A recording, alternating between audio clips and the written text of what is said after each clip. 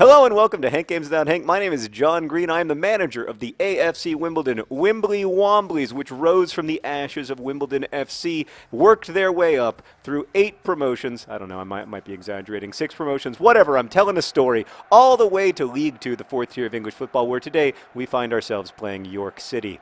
Is York a city? I don't know. Probably not. Injury update. Oh, it pains me to say this. John Green is out for 4 weeks. There's something wrong with his leg. Bald John Green is in the game, though. He felt really strongly about playing to honor his husband, and he's playing next to Green Eggs and Sheringham, about whom I think I have a song that does not involve scoring with a goat. But I don't know. When the pressure's on, who knows? So we'll see if he scores. I don't know if I'll be able to control myself. Anyway, really quickly before we get to Barry Carr and his Project for Awesome video suggestion for a topic, I just want to say that Green Eggs and Sheringham was caught in a somewhat embarrassing but you know, funny situation. He was hooking up with a He was engaged in a romantic encounter with a young woman in the AFC Wimbly Wombly locker room, specifically in a bathroom stall, and you know, they've been giving him a lot of crap for it. Both the supporters and the players. So that's a great pass to start the game. Today, Barry Carr, who is the dad of the Short Sisters on YouTube, Monica. You guys, I don't know.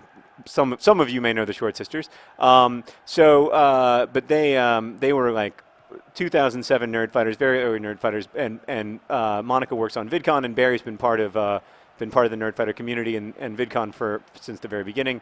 And his suggestion was, if our reality is socially constructed, talk about the role of the artist in decreasing world suck along the lines of adbusters.org. So.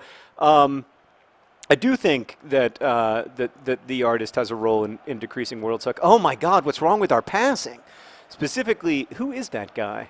Porter? He's having a terrible game so far. Specifically for this reason, like reality is partly constructed. That doesn't mean that it isn't real. Like all kinds of constructs are real and powerful and important, but they're still constructed. So Paul John Green. Oh, disappointment. So for example, also well offside. For example, the AFC Wimbly Womblys, lots of people would say like, oh, they're not real. You know, they're construction. Like they're made up by this guy in Indianapolis, and that's true in a way. But they are also real, and that's true, by the way, for all sports teams. All sports teams are constructed. Like our meaning, the way we value. Get in. Oh. The way we value their meaning is constructed. Like, why does it matter if a person kicks a ball through a net or into a net? It doesn't matter. It doesn't matter in real reality, but it does matter in constructed reality, which is the reality in which we live. So it's the reality that matters. The idea that like of privileging objective reality is very problematic to me. But that's another story. So I do think that artists help create that. Artists help create reality in that sense, and they also can like challenge perceived notions of what is real or like what must be real. A good example of that to me is Adbusters, which is an organization. I followed Adbusters back when they were, I don't know if they still are, but back when they were a physical magazine. In the early 90s when I was a student at Kenyon. Was I really offside there?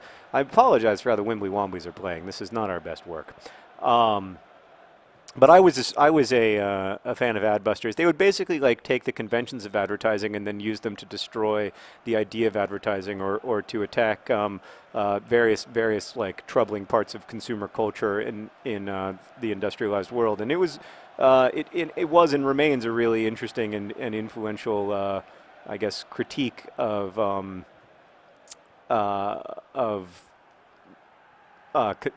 consumptive capitalism. Is that the right phrase? I don't know. I don't know if that's the right phrase I'm looking for, but you know what I mean. Yabamba almost had the ball and he was going to shoot, but then York City is proving a tough opponent today.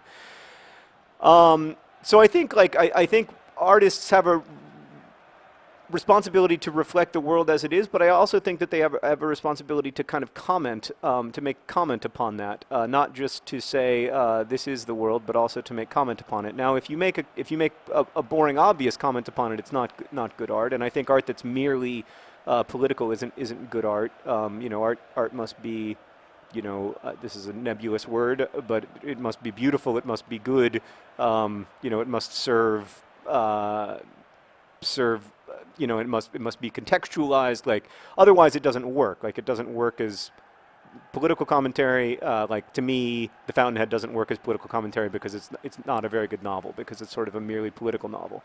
And I don't just feel that way. Before I get criticized, I don't just feel that way about sort of leftist or conservative political novels. I also feel that way about, for instance. That was another bad pass from Porter. I also feel that way about, for instance, oh, this has to be, but it isn't. But it isn't. I also feel that way about Fahrenheit 451, which I've often criticized as being an overly political novel to the detriment of it as a book. Oh, out of nothing! Oh, it's Cole Porter. I criticized him over and over again, and then he shows me how wrong I was by doing the dead fish after he scores a goal. Bees do it. No, I screwed up the song, Meredith. Birds do it. Bees do it. Even educated fleas do it. Let's do it. Let's score a goal. Cole Porter with a beautiful goal. Beautiful, beautiful goal. And then I followed it up with what I have to acknowledge was a beautiful song. Thanks to the Wimbly Womblys supporter who invented Cole Porter's identity and his signature theme song, which I've just been able to sing for the first time. That was a great goal, Cole Porter. Congratulations. So I was wrong to criticize him, and that's yeah.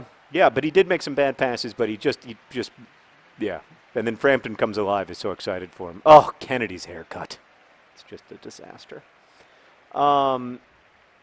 So I guess in the second half, I want to talk about kind of the artists who influenced my reality and the way that I imagine the world around me. But I also want to acknowledge that, like, I really do genuinely believe that art creates change, and not just like Harriet Beecher Stowe's Uncle Tom's Cabin or Upton Sinclair's The Jungle, like you know, novels that create social change in a direct way. But I believe that, like, they create social change in small ways by, like, shaping the way that individuals look at the world and what they value, and helping people to feel less alone and to imagine other people more complexly, to have more empathy. Like, that stuff is, oh no, anything but this. Oh, Zeb Brown. I mean, York City should have scored 6 times there. They couldn't stop dribbling. I've been there. I really believe that, and I wouldn't do what I do if I didn't believe it. Like, if I couldn't believe that, I wouldn't find value in my work. It has to be. Oh, he's offside. Oh, the pain. I should have waited. Yabamba was just so excited about making that cross. Yabamba. Yabamba. Just kick to a guy who was offside. Just kick to a guy. I'm working here. So, yeah, and on that front, like, there are a lot of artists who have influenced the way I think about the kind of the purpose of writing, and also the way I think about the world around me. Like, David Foster Wallace is a obvious example. I read Infinite Jest when I was a freshman in college or a senior in high school, I can't remember, and really deeply influenced the way that I think about the world, you know, all these years later. So it's been almost 20 years now, and I still find myself thinking about that book, and thinking about the way that the characters interact with each other or don't interact in the face of a kind of like a world saturated in technology. So that's definitely a very important book to me. When I was in high school, I was a big fan of J.D. Salinger and the writer Kurt Vonnegut, who both remain important to me, and have for like the last 20 years. Vonnegut in thinking about how in industrialized society we can be kind of like cruel to each other in a desensitized way that was very difficult when our worlds were smaller, and Yabamba's struggling. Just doesn't have a ton of pace, but he has a ton of heart. And then Salinger in thinking about the relationship between innocence and experience. Also, like writers like Toni Morrison, in thinking about kind of the role that the writer can play in, I guess, like bearing historical witness. I think Morrison's probably our 20th century anyway, best novelist at that. So get it! Oh, what a beautiful goal! What a beautiful goal! He's big where it counts. He's big where it counts. Oh, less more. He's big where it counts. I really lost that there. I struggle with that one note. Oh my God, it's just a beautiful goal. He dedicated that one to Samore. Samore said, "Oh, AFC Wimbledon isn't good enough for me," but his formerly conjoined twin brother, Les Moore, said, "Well, it's good enough for me." And Les Moore is headed up with us, up to League One, where we're going to face the MK Dons, the team that used to be us. Here we go. This is now things have taken a turn for the better. That was one of the best, I got to say, in terms of vision and finish, one of the best goals I've seen from the Wimbly Womblys all season. I feel like even though we don't have John Green, obviously we desperately miss other John Green. I feel like we've turned a corner and we're becoming the AFC Wimbledon I always knew that we could be.